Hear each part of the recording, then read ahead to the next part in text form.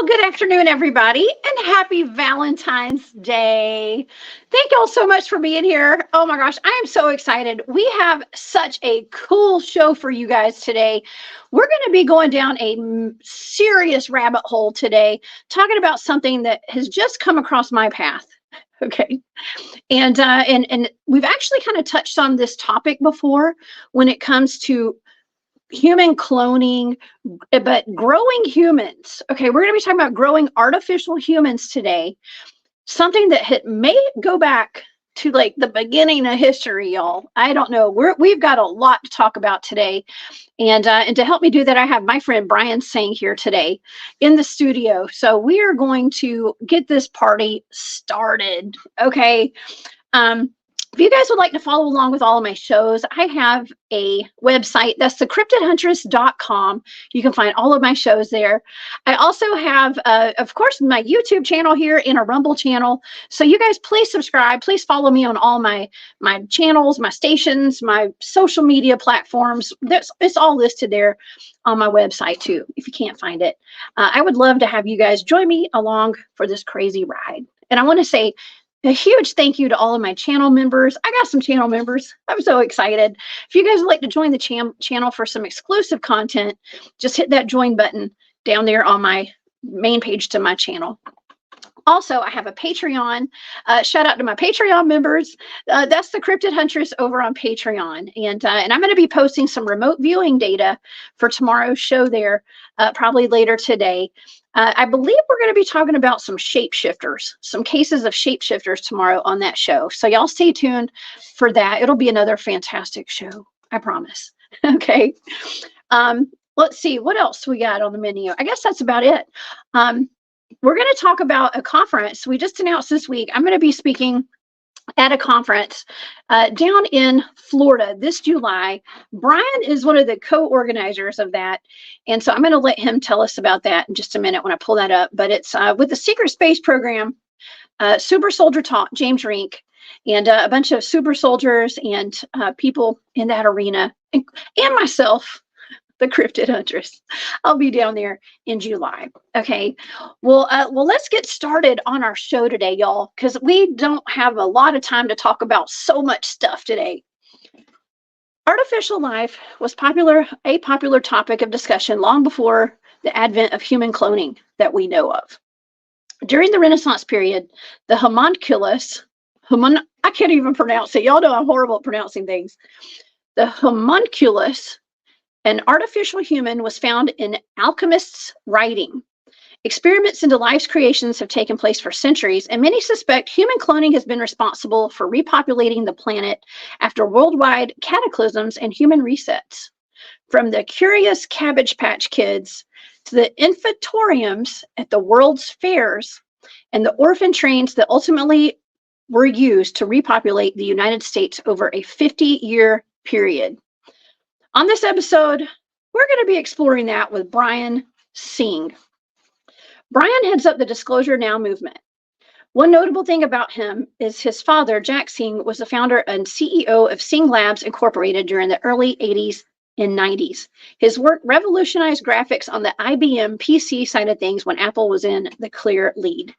Needless to say, Mr. Tseng retired comfortably from the field and was in a position to afford his eldest son the ability to earn a biochemistry degree from Occidental College in Southern California, and then volunteer organized for 8 years full-time.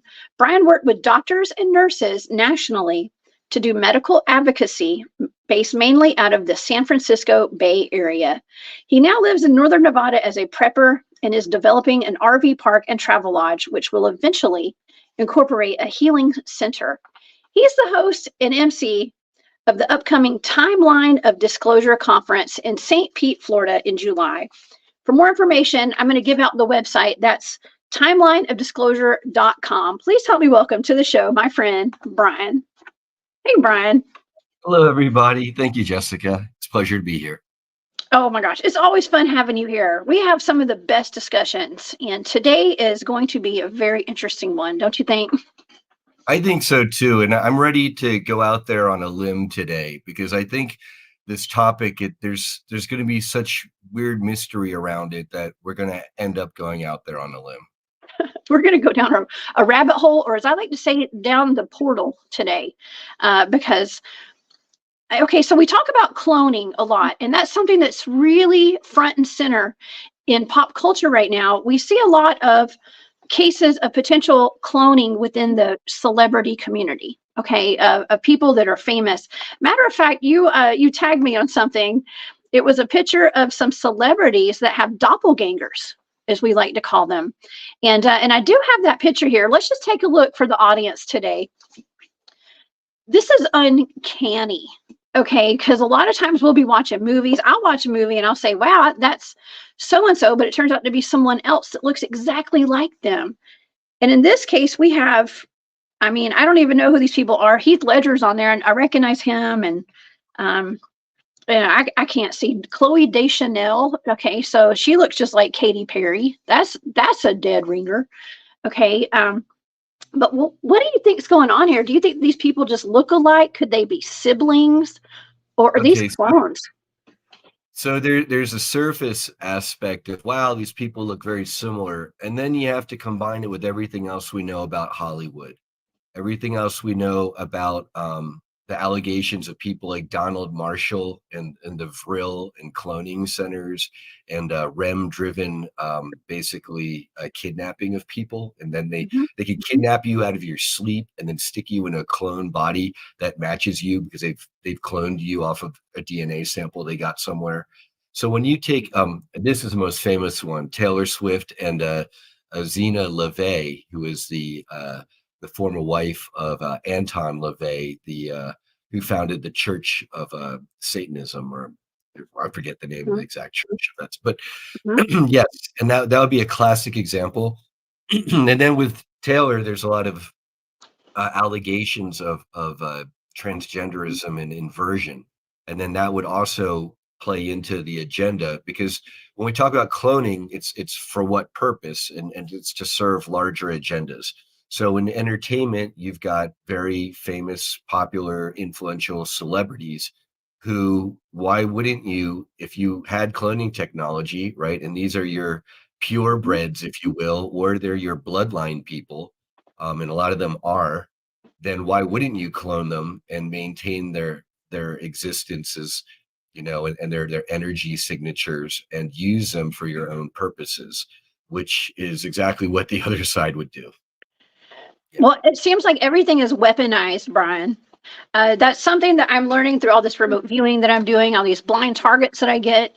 It seems like everything is being weaponized against us, including cloning. And it's not just cloning, it's just creating life without even cloning. Okay, so this is the new spin on what we're going to be talking about today, because we've talked about cloning before several times on my show, but now we have something different. Okay, so this is we touched on something a while back. I know Brown Dwarf came on my show with me, and we talked about the cloning, and since then they came out with that movie. It's called They Clone Tyrone. Okay, so they're actually putting this out there for us to see. And a matter of fact, I saw a video of Will Smith, and there were about 5 of him hanging out, and they were saying, and this is a screenshot of that, but they were saying that those were his clones in that video that he was hanging out with. So they're putting it out there for us to see, but are we really paying attention? That's right. The question. And they cloned Tyrone on Netflix of all platforms, right? Which we also know about them. They did that recent Leave the World Behind production, which is predictive programming. But you've also have the movie The Boys from Brazil, if you've ever heard of that. No. So this was a movie, and if you allow me to share my screen, there's this excellent scene. Basically, a lot of your viewers might know that, not know this, or probably your viewers would, Jessica. Yes. Hitler fled Germany at the end of World War II. He didn't die in that bunker underground. Apparently, he made it either to Argentina or Uruguay, and then lived until like 1968 when he died in a car accident. And they did a movie called The Boys from Brazil, which shows these Operation Paperclip type Nazi scientists and Nazi generals fleeing to Latin America, where they start a whole cloning program. And so I've got this scene where they're discussing cloning in like the 1960s. And if you allow me to share my screen, I could Yes. Now I we might get a copyright strike if it plays more than a few seconds of it though. So how long does it go? Is it short? this is like 1 minute and 36 seconds, but I can go shorter. Or Can you we can do say it what. short? Well, I think it's like 30 seconds. I mean, we can only do for a few seconds or I'll get a Yeah. copyright. All Yeah. right, let's try it out. Okay. How Okay. about we just talk about it instead of showing it? How about that? Is that okay? Yeah. This is so important. We don't want this to get flagged or anything because this is such important information today. And I know people are watching, waiting for me to screw something up. Okay. How about So this? I won't play it, but if you let me share my screen, sure. I'll click through the scene so that the Okay. audience can kind of see. So right here we've got a Nazi scientist explaining to another Nazi general type how they can take cells out of like an individual hair cell or blood cell from like a rabbit or a human, and they can take that and inject it into an egg, okay, of another, like say rabbit in this case, where they've nuked all the original DNA out. And then when they insert the new DNA, they can multiply it and then stick that into a surrogate mother, and voila, you've got a clone. Okay. And this is going back to the 1950s. Okay. So, yes, they cloned Tyrone, which is exactly right. But I want everyone to know that that they put this out in everybody's public view way back when, way back before Dolly the sheep, for example. Oh, but it even goes back farther than that, Brian. Okay. So, and I'm just kind of becoming aware of this. I've been becoming aware of this for the past year now. And it's been in our faces for a long time because back in the 1800s, we had something. Okay, so this is all related. Okay, there was something that came out. There were all these postcards that were circulated. Yes. Okay, and they call them the repopulation postcards at this point now, but they showed it. I think they were out of France, but they showed a Cabbage Patch. And today we have we have the Cabbage Patch Kids from the 1980s and the 90s. I had a ton of them myself, but all of these cards started coming out, and it looks as though they're harvesting children in cabbages, and they just look really pretty, really cool. But what exactly is going on here? Okay, because there's hundreds, if not thousands of these. I believe there's definitely hundreds of different situations where it looks like the children are being harvested. They're all Caucasian children, by the way. Okay. And couples will go and buy them. Okay. It looks as though they're picking out which one they want. This was you could look at this as just artwork, right? Like it's just art or whatever. Just to go back to that last one, that guy kneeling by the babies, picking them out, he looks like the wizard from the Wizard of Oz. He The man does. It looks like the same guy. I never even noticed that. Oh my gosh. He totally does. Okay. Well, okay, these cards were very popular back in the day. Even some very famous artists got their inspiration from some of these cards, including Salvador Dali. Okay. And yeah. you know what he's holding right there? That's a vril from what I've been told. Yes. So behind him, that patient strapped or on the bed with who looks like the invisible man because he's got so many bandages and he's wrapped up, but it's particularly over his eyes that he's got bandages. And the implication of this photo is that Salvador here has just vril parasited this poor victim.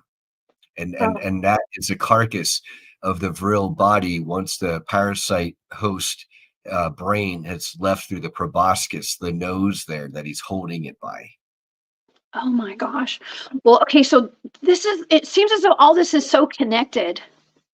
It is odd as this is, it's all connected because you had just mentioned the Germans and, we've got the Vril Society. Okay.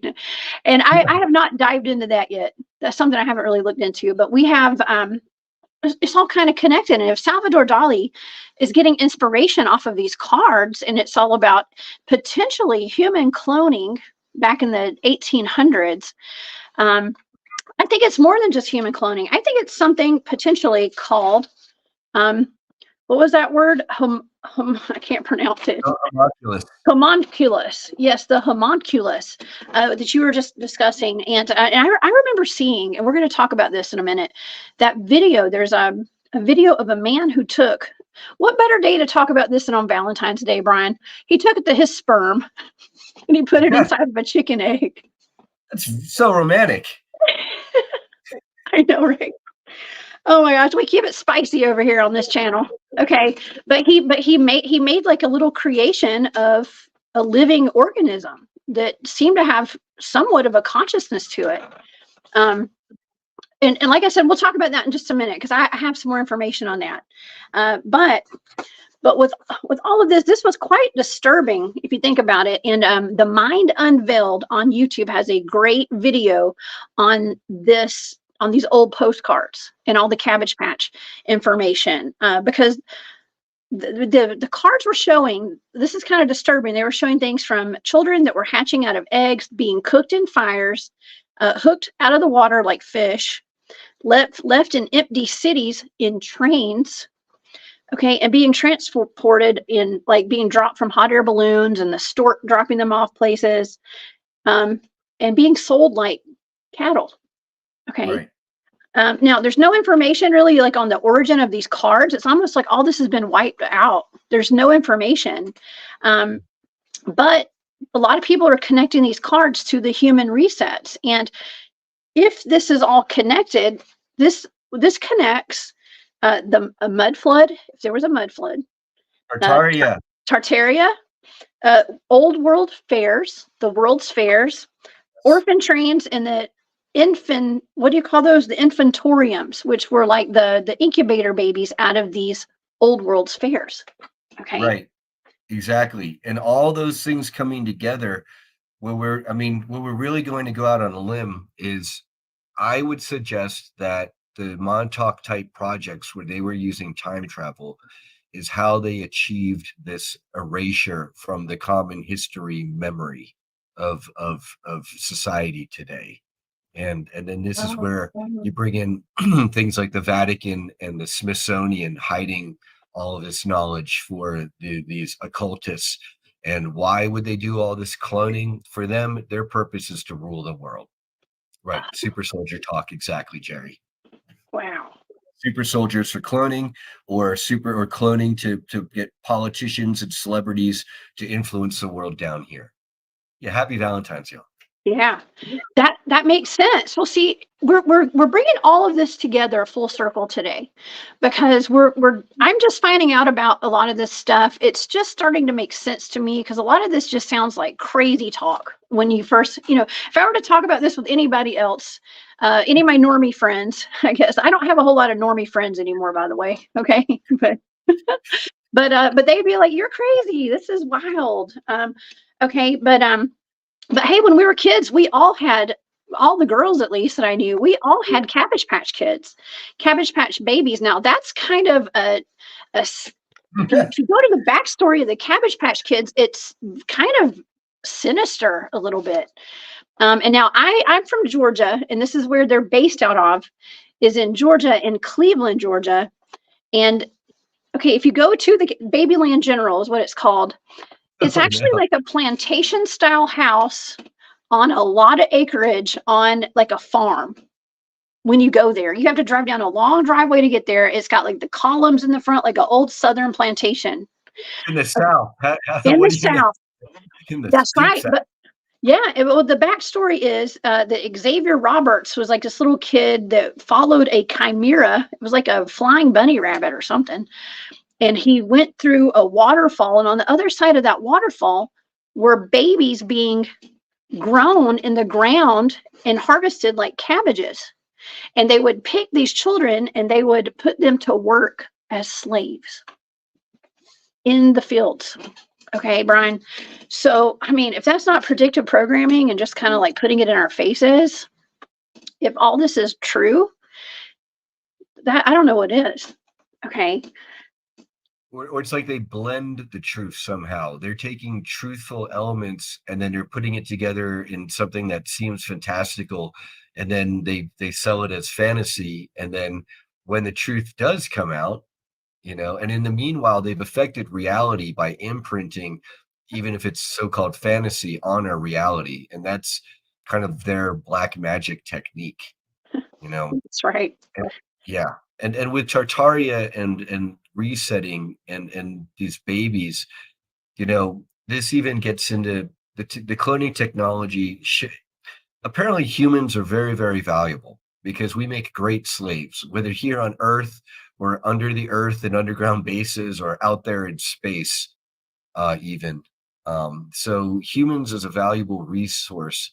I mean, we do it to animals all the time. We clone animals and we selectively breed, and we've got that herd of cows that all came from the same pair of bull and cow, from like 100 years ago. So why wouldn't they do it to humans and then mess with us and tweak us in all sorts of ways? You mentioned the chimera. That goes all the way back to Atlantis. The concept of crossing these different animals or beings. And then apparently they had technology in Atlantis, or even in some of these arcs, they have chambers that show you if you took like a rabbit and an ostrich and wanted to cross it, there's a little 3D computer simulator that'll show you exactly what they would turn out to be like. Yeah. Okay, that is so cool because I was given a blind remote viewing target of Atlantis, and the main part of my data was chimeras. And I was specifically seeing horse-headed humanoids during that. And so, yeah, the Minotaur versus the a Minotaur. centaur. It was a centaur, I think. Yeah. Well, if it's all right, well, but it was reversed. Yeah, Minotaur is bull-headed. So, and then it would be like there would be a horse version of that, and then centaur is where it's the man body with a horse. I mean, the man up torso with the horse back body. Yeah, well, this was the man body and horse head was what I kept seeing. So it was confusing to say the least when I was remote viewing that. Okay, because that was, and then to find out it was Atlantis, that blew my mind. Absolutely blew my mind. Okay, so we covered the Cabbage Patch. Okay, now in those cards, they also had these trains that were dropping children off. Now, this was from around 1850 into the early 1920s during the Depression, as we're told. Okay, now I have grandparents who grew up during the Depression. They lived throughout this time. I've asked my grandmother's the only living grandparent that I have. And I asked her about this. She does not recall the orphan trains. Okay, she doesn't recall a lot of this, but there were a lot of children that were being used as child labor back then in the factories, Brian. Okay, and so what better way than to not only repopulate the United States after let's just say there might have been a cataclysm of some sort, if there was some sort of a mud flood. But if these Cabbage Patch are children that were cloned or made in some kind of alchemic way to repopulate, they were being repopulated and put in these cities potentially to go work. Is that kind of the theory behind that? Well, that's whenever you generate a population, especially in cases like this, slavery and labor is always number one. What's the number one cost of doing business? Cost of labor. And so if you can enslave that labor, you've just cut your cost in half or a third, down to a third or whatnot. And an observation here, to change history. This is definitely history changing. Look at all these kids. They all kind of have the same look. Have you noticed that? They all look like they have the same, family heritage. Like they all have that same, like the eyes, like the kid in the front there, like the haircuts. It's pretty uniform. It's like they all look like they came from the same family. They do. Okay. Well, this is interesting because we had something that is called the World's Fairs. And this was brought to my attention last year by Jesus Payan Jr., who came on my show. He was telling me about the World Fairs and how the timelines in history just don't add up. And the architecture in places like San Francisco was way more advanced than we were told. That there were like 300-400 people living in San Francisco during a gold rush in shacks. Right. Okay, like But look at the Palace of Fine Arts, which is still there, which for whatever reason they preserved at the San Francisco site. I mean, it's beautiful, it's gorgeous. mhm, All of that stuff is gone. That is, I don't know if that looks like Chicago, maybe, but the San Francisco one, mhm. Yeah, I could have pulled it. I have so many pictures to show today. I only got a few of just the incubator baby mhm, areas of some of these World's Fairs, but these are grandiose, gigantic pieces of architecture, y'all. Like it's not a shack, of some gold miners that you think, that we're told in our history books, that lived out in San Diego, San Francisco, Chicago, New York. Uh, it was just way more advanced than we were told. So back during the early 1900s, we had, I think it was like 1902 or so. They're having these World's Fairs all over the country at these different sites, major cities, and they had these incubator rooms where people would pay to go see these babies. And you mentioned that they all looked alike. Okay, they look very similar. Well, check out. I mean, they all look like preemie babies. They look sick to me. First of all, they look kind of sickly. yeah. This is a doctor holding up two of the babies. You could go and buy children there. You could just go buy a baby. You can go look at them. You can go buy them. You paid a couple of bucks or a couple of coins back then to go check out these babies and just go get some. I mean, children were like a commodity back then. They were being sold. They were being sold as products, and they were being mailed. You stick a stamp on a baby's head and put it in the U.S. Postal Service, and they could ship them all over the country, Brian. Like, what the heck?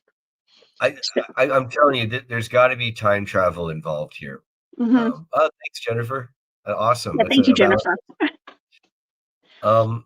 So I basically this is where I'm going to go out on a limb, like I said I would, or down the rabbit portal. Okay. Um, I think that things like the Montauk Project, and time travel, they sent agents back in time to erase this history, to delete, or burn all the books and newspaper clippings they could find, to go and destroy all the relics and hunt them down, take out as many people and witnesses. And that's how we literally have a jump. And the same thing with our calendars. Our 12-month calendar, apparently it's supposed to be a 13-month calendar, and which would explain a lot of things, and that would remove your leap years, and then you'd have, like, we'd be on a lunar cycle, which would make perfect sense. But then how the heck could civilization go from an old lunar based calendar with 13 months and magically flip to a 12-month calendar and no one's the wiser? I mean, all I can say is time travel or time manipulation, which is bad, but there are people who would do that.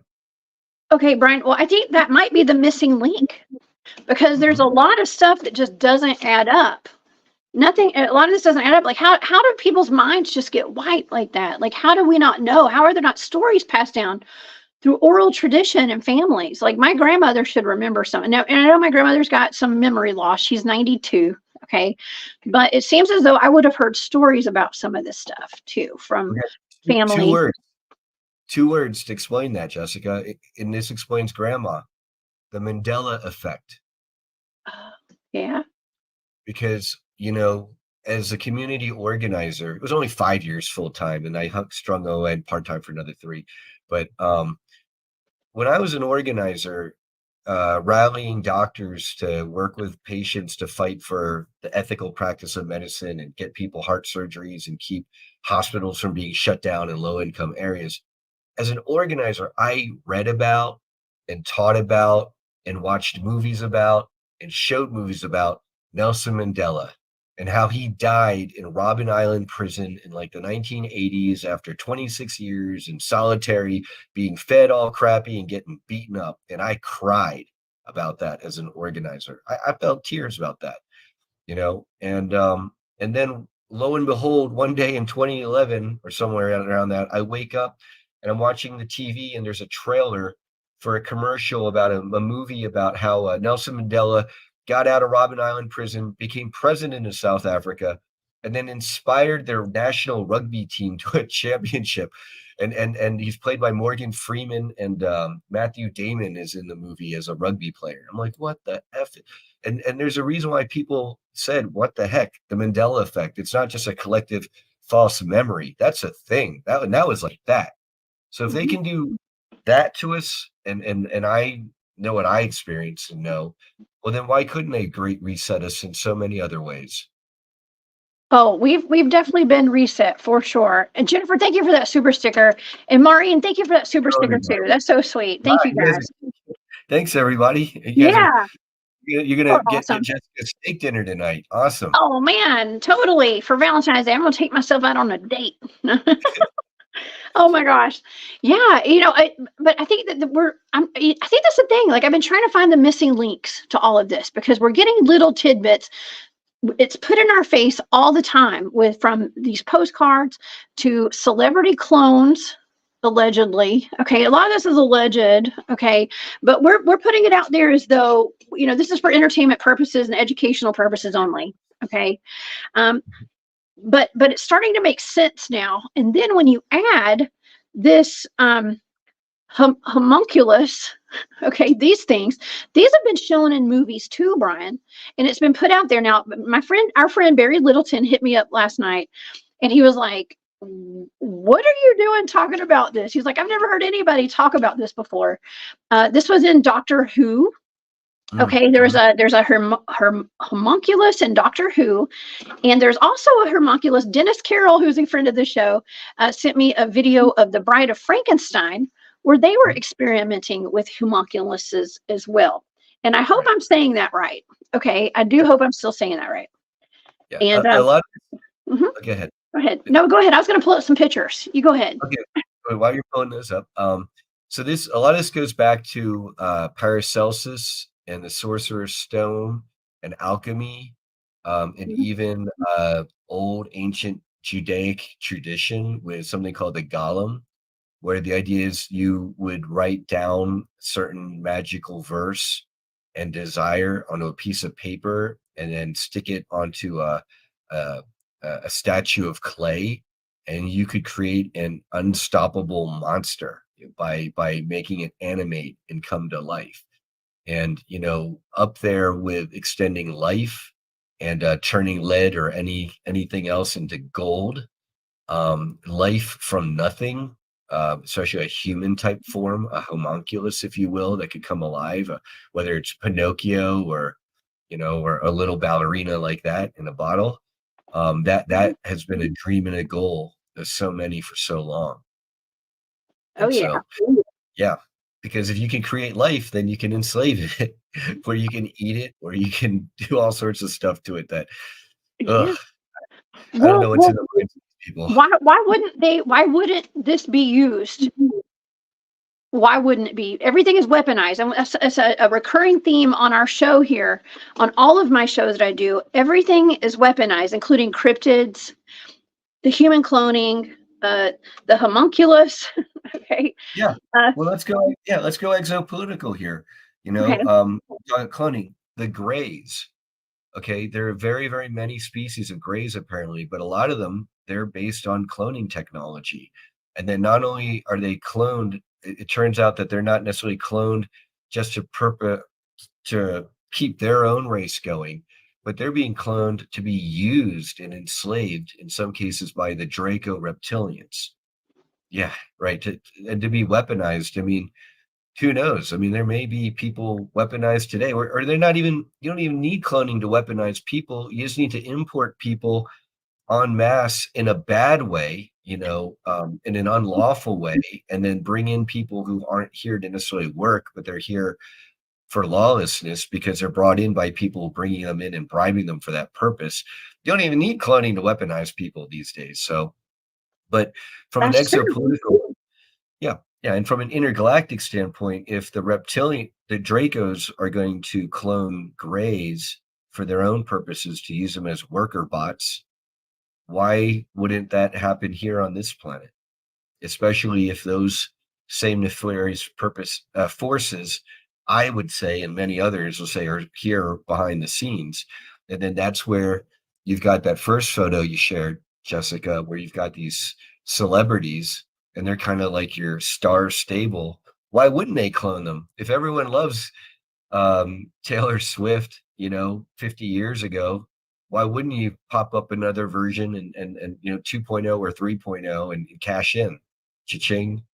Yeah, there's a there's a song by Tom McDonald, I think is his name, and it's called "Weaponized Clones," I think, and he talks about how a lot of our most beloved celebrities have been executed on television, basically for everybody to see. A lot of people, and that goes for even politicians, people, just anybody that is influential. They more than likely have clones made, allegedly. Okay, allegedly. And so they can be unalived right there in front of everybody, and that could be their clone. Imagine all the people who get away with crimes that have enough money to go have their bodies cloned. Okay, and like the clone goes to prison, or the clone gets executed. And they get off scot-free and go live down in what is that, Ecuador? Is that where you said, or Uruguay? you know Yeah. yeah, Yeah. it's a thing. Well, so I think there are many purposes for a lot of it. Maybe a lot of these people are what you call bloodline. And so there is a big reason for that. Let's see. Someone watched Florida. It said the vaccine had lipids added. Permeate. Yes, that's the Surgeon General of Florida, Sweet Pea, Dr. Joseph Ladapo, and he's talking about nanolipid particles, which are small enough and permeable in a certain way that they can get past the blood-brain barrier, which is very frightening. And then off of that, there might be enough genetic material that it can reverse transcribe. So can they make an exact copy of you with the exact same consciousness while you're still alive? And would it interfere with your future? Okay, so Good there's a great question. Okay, so there's a couple of different angles to this. We mentioned Donald Marshall earlier, and with REM-driven sleep cloning, apparently they can steal your consciousness while you're asleep, put it in a clone body, but then once your original body wakes up, your consciousness snaps back from the clone body, wherever they're torturing you underground, to you back in bed. Okay, and you might have some residual pain. But then on this show and on others, we talk a lot about people who are dealing with alters and people who are in these secret space programs where apparently their consciousness, their soul essence has literally been shattered and then split up into multiple clones so that they could be concurrently, you could have 5 versions of you in 5 different bodies running around. But that's not to say that now in each of those 5 bodies, each one might feel a little bit diluted. And each one might even feel a little bit bilocated or trilocated, feeling what the pain or emotions of the other clones. And then the original person that is here, we call in the real life now on planet Earth, where they've got their clones are running around. They might be having nightmares every night about what's happening to their clones in space or on Mars or wherever. And then could that affect decision-making processes? Absolutely.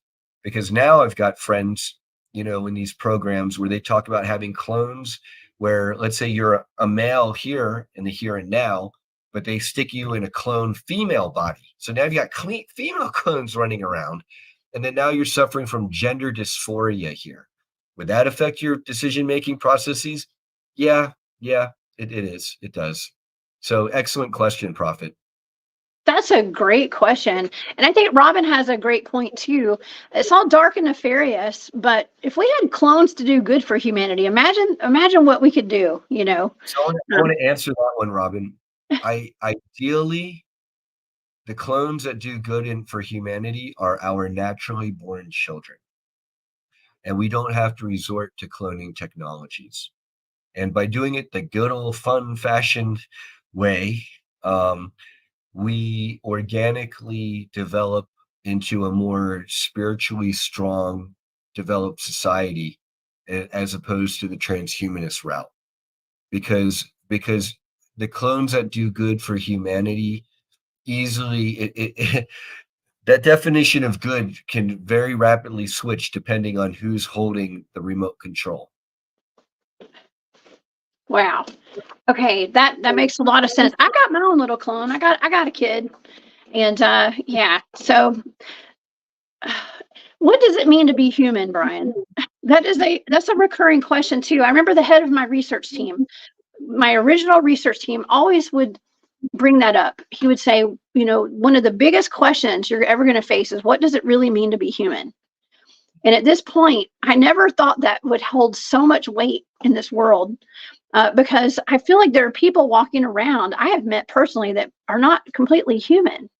Mhm. Okay. Mhm. And we have friends, you and I have mutual friends who are clones, who remember being cloned and have been part of the secret space program, but they're just like us. I mean, you couldn't tell that they're clones. I mean, how do we know we're not clones? I mean, it's weird, right? So, That's kind of my consolation for a lot of our friends who are in these programs, have been in them and are still in them. Is they talk about being taken away for 20 and backs or for lifetimes and backs. And my consolation to them is, we've all, in my opinion, or as far as I know, lived multiple past lives. So whether we've been cloned and taken away through time travel and lived multiple lives in the here and now concurrently, or we've had 1,000 past lives, what is it to be human? It's to be the best we can in this form and to develop spiritually, because in the end, it's spiritual warfare. And the other side, they're trying to get away from the spirit and tell us we don't have souls and make it all about science. And it's all a war of attrition to them. But for us, it's spiritual warfare and spiritually ascending. And so that spiritual development is always at the forefront, even though we're talking about the most fun and outrageous sci-fi things like spaceships and Buck Rogers and laser beams and time travel and portals. At the end of the day, keeping our focus on spiritual development, like I'm glad Tabby agrees. I see that as the key. yeah, I agree 100%. I agree with you. Okay, well, let's backtrack just a little bit to talk about these the homunculus. Okay, and kind of the history behind this, because it goes so far back. It will kind of answer some of the questions that we might have as to where did the cloning start and who came up with this, as far as the written history goes, the written history that we now have in our hands. Okay, that doesn't mean that it's the end all be all, but this is what we have. So I've got a couple of pictures here. Let me take that comment down. Okay, so in the early 16th century, German-Swiss physician, now he has a shorter name, but this is his name, Theophrastus Philippus Aureolus Bombastus von Hohenheim, okay, better known as Paracelsus, who spent most of his life formulating a method for the creation of human life, had a recipe involving hermetically sealing a man's semen in a glass tube, burying the tube in horse manure for 40 days, removing it, and then magnetizing it. Paracelsus thought that the entombed semen would begin to live and move until it assembled into a miniature yet transparent human form. The homunculus, like the fetus imagined centuries earlier by the ancient Greeks. After being unearthed, the homunculus was to be fed daily with human blood and constantly kept at the temperature of a mare, which is a horse's womb, for a further 40 weeks. From this process would emerge a human child as normal as any child born of a woman, but smaller. Okay, now that sounds wild. Okay, it's wild, but look, this was in the 1500s. Okay, this is 16th century. Imagine if that was that long ago. What we're capable of now, especially with ET technology and whatever we've got going on. For all we know, they used time travel and they hyped up this individual and they created myths about him while they were doing real cloning and real experimentation. And then now you've got a truth is stranger than fiction situation. I'm not saying that's what happened, but these days that's where I'm at these days. Like, yeah, where they could pull this stuff off. There are explanations for this. Oh my God. Or You just threw a wrench in the engine there, man. I love that though, because it's like we've got to think outside the box, Brian. You are the perfect co-host for me to have today, I swear, because this is so outside of the box thinking. And that's how we're going to get some of these.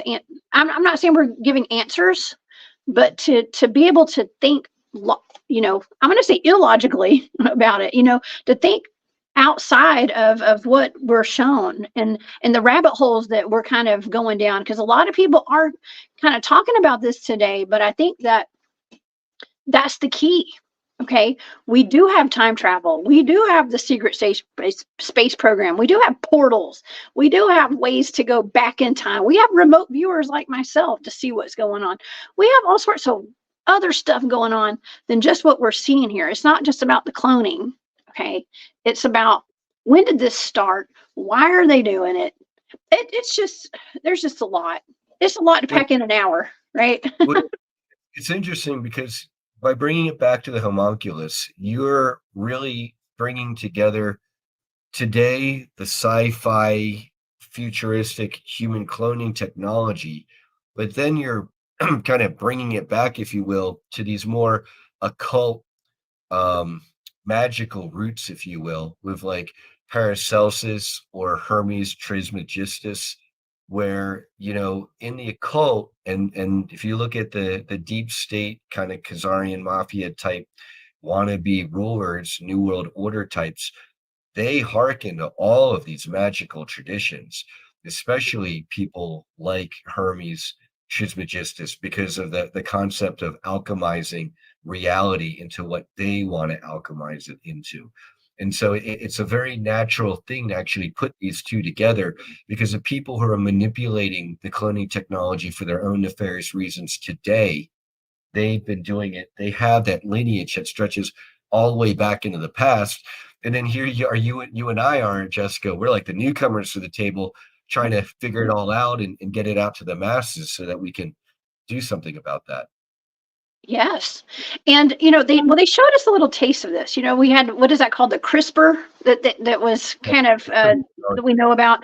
Yeah, The CRISPR with, technology. That's where with the they can genetic insert engineering. anywhere. Yes. Okay, so we have this genetic engineering going on, and they showed us what I think it was called Dolly. Now I'm not sure if this is Dolly exactly, but they were showing us how they were growing lambs or sheep, a sheep, in an artificial womb. Okay, and this was back in, I don't know if this was the 90s or the 2000s, I can't, or 80s, I don't remember when this was, but it looks the 90s. Okay, well, and they gave us how to's. Okay, this is how the artificial womb works. Okay, and they're doing this this is what they're showing us. Imagine what they were doing behind the scenes. And they're showing it, they always put it out there as though like, oh, it's just an experiment, it could be done on a animal. Well, you got to imagine, it's probably been going on with humans for a long time. And I believe, go ahead, Brian. And when with Dolly in particular, when they released that news flash, hey, we can clone sheep, that was under that was the 90s. It was under the Clinton administration, and they immediately put a ban on like worldwide for human cloning. And a lot of people now looking back at it, it's like, did they just move all that to underground military bases and international waters? That happened really fast. It just came and went. And then at that time, you've got people like Donald Marshall coming out. And then what you just had up there on the screen, it looks very much like what is in the Britney Spears video, which shows her basically infiltrating a cloning center and destroying the cloning tanks holding clones of herself. And it looks very similar to this. And so this is more of this predictive programming where the other side is showing us their technology.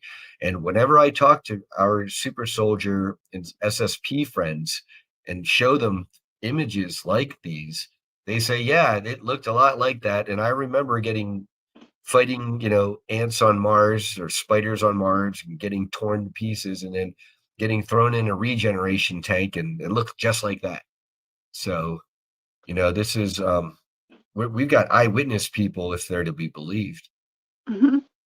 Well, Britney Spears is a whole rabbit hole herself. Okay, that whole, and I'm not saying she's the rabbit hole, but like the whole thing with her, I think she's been cloned, and a lot of people say that she might have died. Okay, she might Well, have died a while back, and this is her she's clone that we're seeing. Just a so hot mess. she's a product of Disney. Disney did Mhm. like a spoof of like a cloning program, so they could kind of do a ha in all of her faces.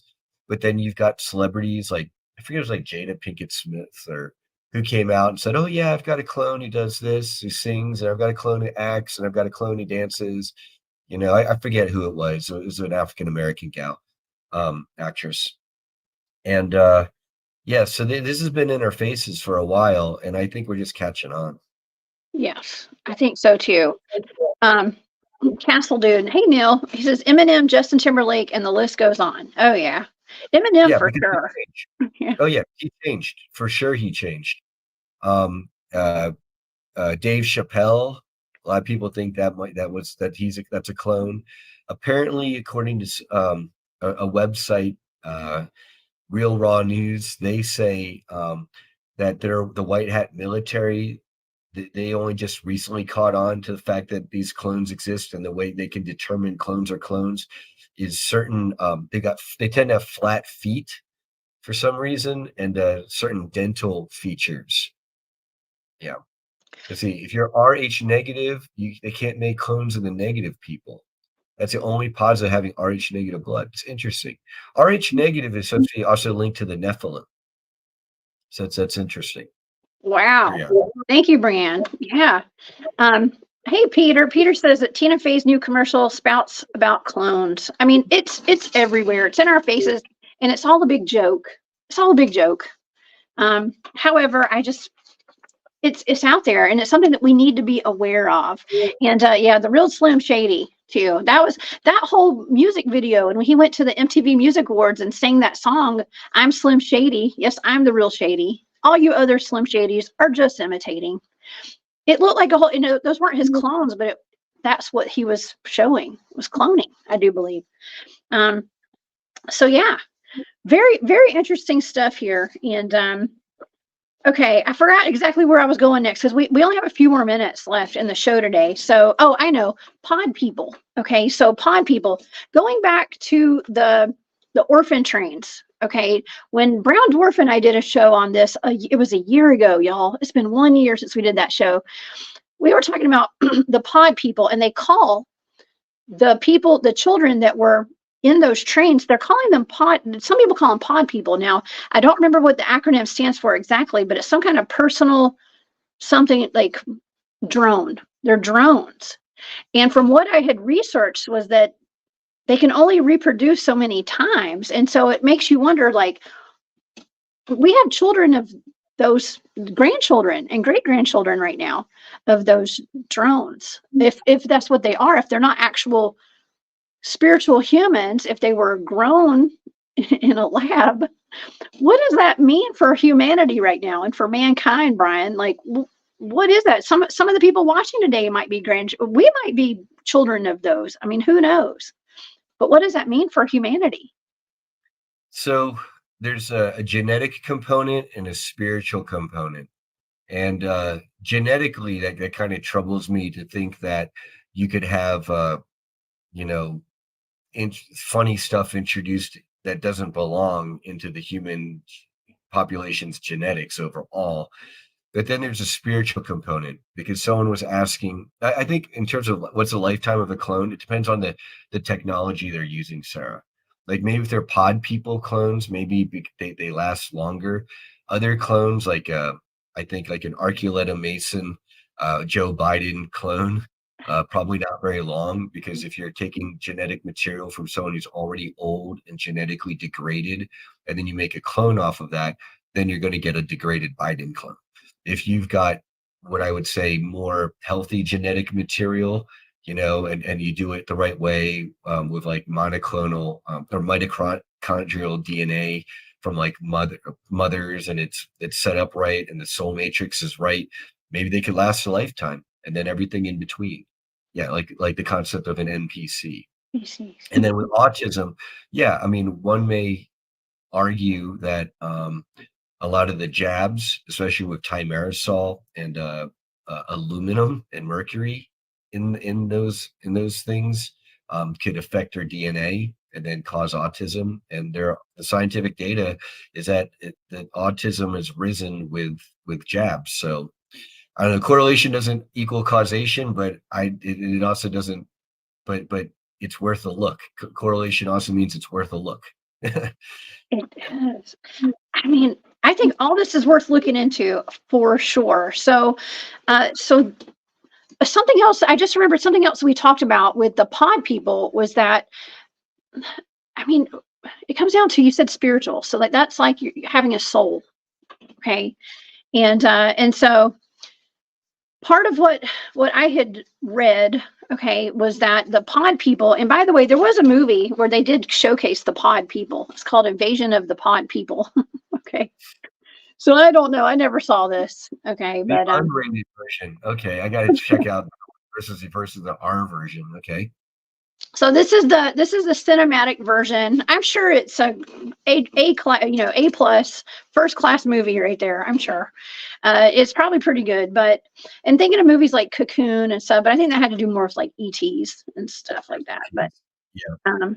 yeah, people coming out of pods. Okay, but we were discussing how the pod people were actually kind of like what you would describe as an NPC. They were the ones that take orders and they keep us in line. They make you, they yell at you. It's like when some of us were not wearing our face diapers, the mask that we were being told to wear like 2 or 3 years ago, including myself. I got yelled at. Okay. I got yelled at. There were people that are like, do this or else. And I get that in everyday life because y'all know I'm an outside the box thinker. And I'm always, I've had people try to put me in my place and stuff. And I don't go back to my place. Okay. If I don't want to. But it's people like that that are like pod people, maybe. Is that what they are, do you think, Brian? Well, I would suspect that I don't know about everybody, for people who, if let's say someone was a pod person and they were out in society, I would not be surprised at all if they were more likely to be towing the line, wearing their slave muzzle, face diaper, rolling up their sleeves multiple times. And I would attribute that to them probably having a lesser developed or not at all developed soul matrix. Okay. And then this is a concept of, can clones have souls? Well, then I would argue, well, it depends on the level of technology for how human that body is, and closely linked to the human soul consciousness in general, to see whether or not it could hold a soul matrix. And then if it could, I would expect those people to be less NPC and more awake. And then the people who are truly pod people who don't have a soul matrix, those would be the people who would fall in line and wouldn't understand if you're trying to talk to them about source or God. Okay. Right. Well, that makes total sense. Okay. Well, I wanted to before we go today, I don't know if y'all want to see this or not. I don't know if the audience is down for this, but I had a picture of some of these creations that were made by the guy that used his let's just say his seed with the chicken egg, and you can find video of this. I know it's kind of gross, but this thing is, I mean, you can see the video here. This thing came alive. Okay. What? And yeah, this was in Russia. Yeah, it came alive. And one of them, this is the one from Russia. It sprouted an eyeball. Okay. So this is you got to remote view that, Jessica. You've got to remote view that. Oh my God. Man, I mean, that's what it looks like. And I mean, this is something that it's just odd. Okay. What does it all come down to, though? What is it boiling down to? That life can be created, but what is the quality of life that thing's going to have, as far as like from a human standpoint? And what are the ethics behind all this? I mean, you've got Dogmen on the screen here, and Dogmen breeding program that probably Mm-hmm. involves cloning. Yeah. They're probably making monsters and all sorts of stuff. Donald Marshall talks about having to fight in an arena against a combination of a horse and spider clone, which sounds scary as all heck, and would not want to fight that. And so, yeah, But yeah, they're cloning everything. And then I've seen video footage, so it looked hard to fake. And this is before the advent of AI footage of babies being taken out of underground bases who look like they were kind of cloning hybrids, chimeras, like you mentioned. And it did not look fun. It looked really bad. It looked evil. And I feel really sorry for those beings who had such experimentation perpetrated upon them. Oh yeah. Yeah, that comes up a lot in the cryptid community, in the remote viewing targets that I get. I'm picking up, and that's how I got intertwined with the SSP, the Secret Space Program, is because with some of these targets, like the Joe Bald Recreation Area in Missouri, that I had done a remote viewing target for, I think it was D.A. Roberts, had been there and had a dogman sighting there. Okay, I had a video with something in the background, like a dogman. So I had remote viewed that location, and there was a facility there, and the data was talking about a layover hub for the Secret Space Program was down in that in an underground facility there with some of the data. So and this SSP started popping up more and more in some of my targets when I'm looking at cryptids and chimeras and locations that have underground facilities. And so that's how we've all become intertwined here. Okay. Right. Dogmen in space, cloned dogmen in space, cloned dogmen in space being ordered by Nazis to go kill ant people on Mars. That's a lot of woo. It's a lot of woo. Well, it's not that crazy though. And if you guys follow, I mean, even Jody Cook, the head of the North American Dogman Project, he's been on my show before. About a year ago, he came on and we were talking about he's gotten reports of extraterrestrial dogmen coming out of spacecraft and stuff. So I mean, Sasquatch. Yeah, Sasquatch is very much intertwined with ETs. I mean, the Sasquatch, apparently they're one of the Star Nations peoples, and they're on very friendly terms with other ones, including the Ponti. We could talk about them on another show sometime. Yeah. Oh yeah, for sure. I'm down to talk about all this stuff, and I think that we've really connected some dots today, Brian. This has been fantastic. This has been really fantastic. And I'm sorry, I know I kind of gross everybody out with that picture. I'm so sorry. That's why I warned you guys. I gave you a warning. Yeah, somebody was eating. I'm so sorry, James. I'm sorry, James. I apologize. Don't vomit, please. It's the creation of life. Okay. Kyle says, hang in there, James. It was the creation of life. Now, what kind of life it is, I don't know. It's not the kind of life that I'd want, or the kind of life that I'd want to live. But okay, here's a good question from Neil too. Does cloning cause negative karma? I would say yes. I would definitely say yes. Atlantis paid the price for it apparently, because that was one of their sins, as they were starting to create abominations, and it wasn't cool. And then here, I think it's one thing if the human race was dying and we had to jumpstart it. That's not the case right now. I think that there are forces that are trying to eliminate huge portions of the human race, and then they'd love to replace us with the Cabbage Patch Kids.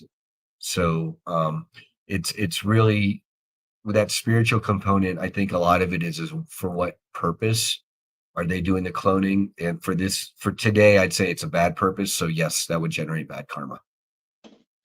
Yeah, there's a lot of stuff creating bad karma for people.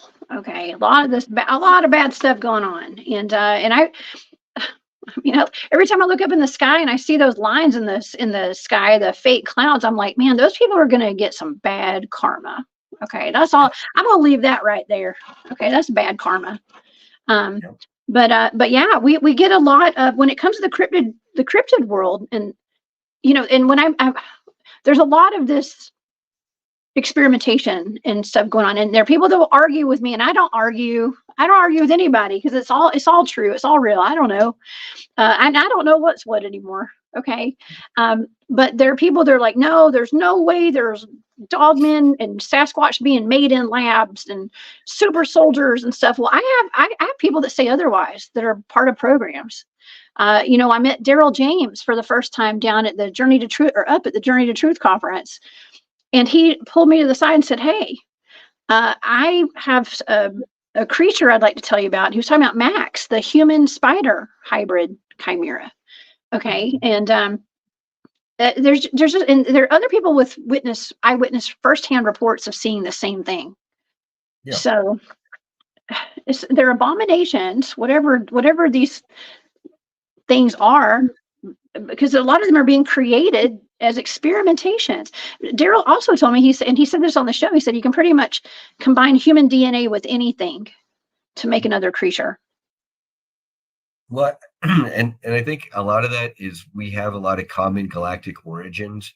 Watching Star Trek always bugged me in Star Wars because 95% of the ETs are always human looking, but apparently a lot of us the humanoids, we have a similar galactic origin. We all come from Lyra.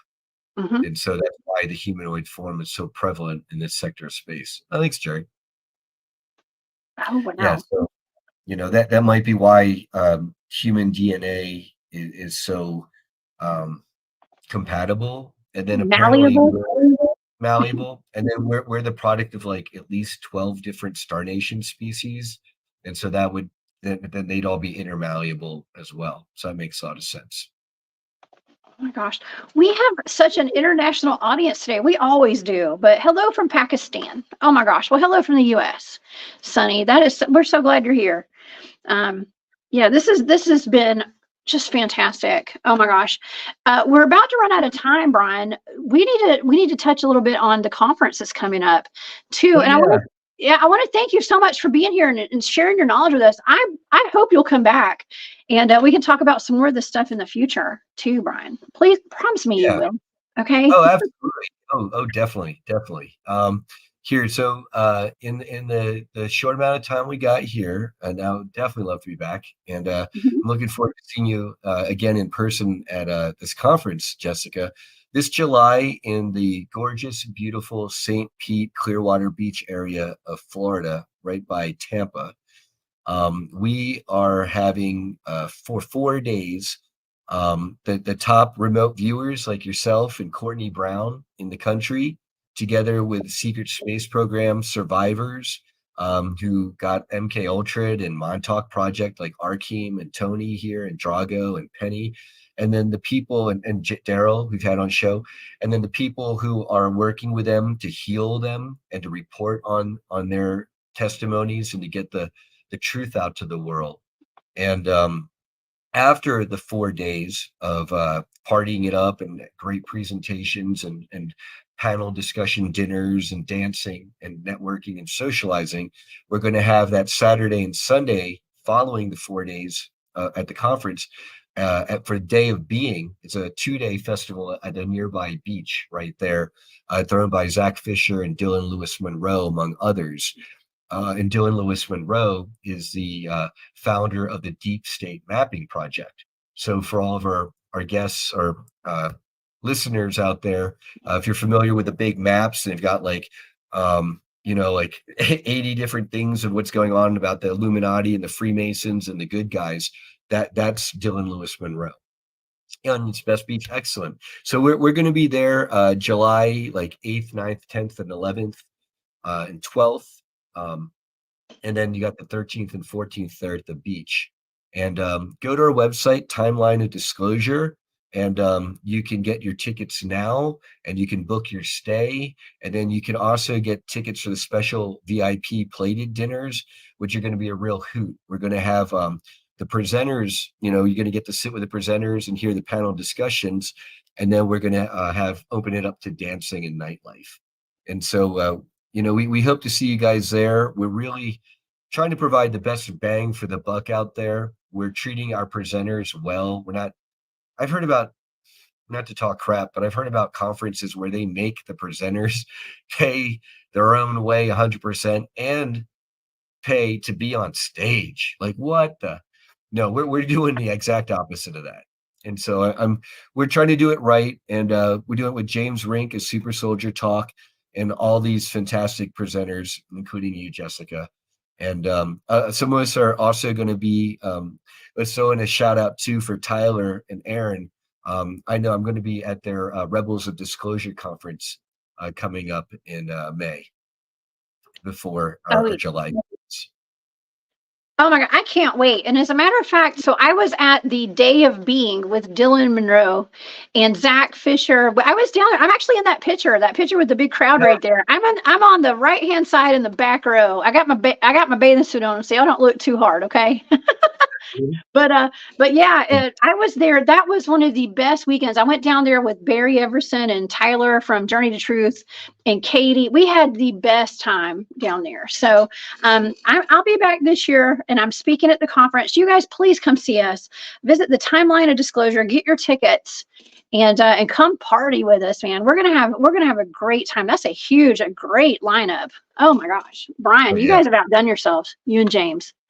Well, it's like I said to James, if we can get 3 or 4 of these top 5 or 10 headliner on my wish list, we're good to go. And in the first week, we got like 5 of these people. And then Courtney Brown said yes. And I was like, and then we even got a response from AJ of the Y Files. And so far he's respectfully declined because he says he's a storyteller. He's not an experiencer. But I'm going to take another crack, and I'd love to get him there. And that would just be amazing. Oh, he has the best YouTube channel, man. He talks about some of the stuff that I've talked about on his channel. So we should get him on your show. Yeah, we have a lot in common, man. I love bringing people on my shows that we have the same interests and stuff, just like you. You and I, we can talk all day about this. Oh my God, we talk about anything, and it's not like we just have like one little niche. Like we can talk about anything forever. Okay, all these topics because they're all so connected, and I love it, and it's an honor to be asked. I'm so excited. Thank you for having me at the conference. So it's going to be a great time. You are on the forefront of remote viewing in the civilian sector. And, I think getting you together, hopefully Dr. Brown brings some of his fellow remote viewers, some of whom are his own family. And then to get you together with them, that would just be amazing. I mean, Yes. we'd have to do an on the spot interview right there. Totally. Well, he actually he knows the head of my team who taught me remote viewing. So they're from Atlanta, same place I'm from. So it was a matter of time before we'd cross paths. I just had not crossed his path yet. So I can't wait. It's going to be amazing. Poncho, don't look too hard at that picture. I'm going to go ahead and take this down. They're just trying to look at that picture of me in my bathing suit. I'm kidding. Okay. Well, Brian, listen, this has been fantastic. And and also you have a show that you do with Arkeem Ra. It's called Disclosure Now on YouTube. Tell the audience about that. Yeah. So Arkeem, my comrade and my bro, he's a Montauk survivor. We did the Montauk Adventure Tour last summer with you, Jessica. And he is really, he and I are diving deep into the testimonies of survivors that are making the circuit, and we're trying to bring experiencers who have not yet seen the public light yet and who need to. And he and I are very much focused on putting out the demand for full disclosure now. We want global, worldwide televised tribunals where the perpetrators of evil are put on trial for justice, brought to justice. We want everything repatriated, all the stolen lands and monies, all these military veterans who have been stolen. They had decades stolen of their lives and then put back and traumatized. They need to be given back what belongs to them. And we need release of clean energy technology and healing technology, especially, first and foremost. 100%. So you guys go check out Disclosure Now. Go subscribe on YouTube. Brian and Arkeem, it is fantastic. They have some great guests on there and putting out some real information. We are the disclosure, y'all. Okay. We are. Brian, you are the disclosure. I'm so glad you're heading that up and really organizing all of us to get together. And don't forget, it's July the 9th through the 12th for the actual conference down in Florida. And then we have on the 13th, the Day of Being. And it's just a whole bunch of loving, amazing people who love this country. Okay. Down there on the beach. And it's just a lot of fun. Okay. Yeah, and for Day of Being, it might be Days of Being, because especially now that's Saturday and Sunday, I believe. So, yeah. Oh, good. Okay, so multiple days. Yeah, we want to see you all there, and thank you for having me here, Jessica. Okay, well, Brian, you're going to be back. Please come back and see me. You guys come back tomorrow night. I'm going to have a fantastic remote viewing show for you guys, 8 p.m. Eastern here on the channel. And then you come see me this weekend at Spaced Out Radio on Sunday night. Brian, thanks again for being here. You guys do your own research into all this and share this video out, like the video, and subscribe to the channel if you haven't already. All right, you guys have a wonderful Valentine's Day. Happy Valentine's Day, Brian. I'm sending all my love and light to all you guys, and I will see y'all tomorrow. Bye, y'all. Bye, Brian.